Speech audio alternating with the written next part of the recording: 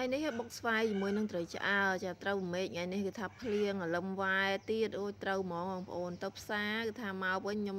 ពេលថ្ងៃហ្នឹងអត់សូវធ្វើអីតាន់ហ្មងទេអញ្ចឹងហើយបើមិនស្ងោរទេគឺថារបស់បែបធ្វើលឿនអញ្ចឹងទៅឆាប់បានញ៉ាំត្រីឆ្អើរត្រីដែងនេះពីកតុយយកមកបេះសាច់បេះអីវាស្អាតមកហើយផ្នែកស្បែកវិញគឺថាវាស្វិតពេលបងប្អូនអញ្ចឹងហើយខ្ញុំយកមកលីងជាមួយនឹងខ្ទះនឹងបន្តិចឲ្យវារាងស្រួយហើយស្វាយវិញគឺថាសាប់ហើយចិតចឹងមកវាឆ្ងាញ់ជាងយើងកោះបងប្អូនហើយ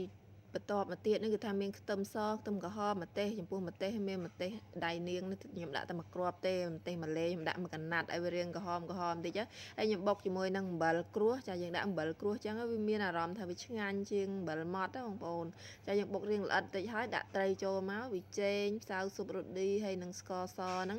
ចាបុកប្រឡុកចូលគ្នាឲ្យសព្វបន្តិចសិនមកមើលតែត្រីហើយគ្រឿងយើងណាវាសព្វចូលគ្នាហើយមុនដាក់ស្វាយគឺថាភ្លក់បន្តិចសិនមកបងប្អូនចាបើរឿងស្ទើប្រៃផ្អែមអីគឺថាយើងក្លុកគ្រឿងទៅវាស្រួលចាំបើដាក់ស្វាយទៅគឺថាយើងវាច្បល់ឬមួយក៏បុកទៅវារហ័សបែកទឹករៀងប្រៃល្មមហើយមកខ្ញុំដាក់ស្វាយចូលហើយស្វាយនេះអត់បាក់បុកអីទេក្លុកតែមកយទូសហ្នឹងគឺថាវាតុនចាចូលជាតិសពជាមួយនឹងត្រីមួយអីហ្នឹងហើយដាក់ជីក្រហមចូលមកហើយជីក្រហមនេះដាំខ្លួនឯងបងប្អូននិយាយពីថាស្លឹកវិញឡងប៉ុណ្ណាណីណាអញ្ចឹងហើយគឺថាខ្ញុំហែកវាញីកាច់វាទៀតមកឲ្យវារៀងតូចតិចហើយច្បល់តែមកយទូសមកគឺថា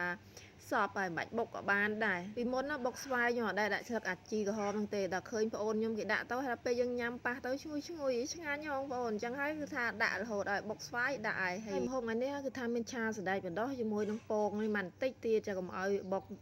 ក្រៀមក្រោះស្ងាត់តែឯងពេកចាឲ្យមុខម្ហូបយើងថ្ងៃនេះគឺរួចរាល់ហើយចាបើចូលចិត្តជួយ follow page ឲ្យម្នាក់មួយផងអរគុណ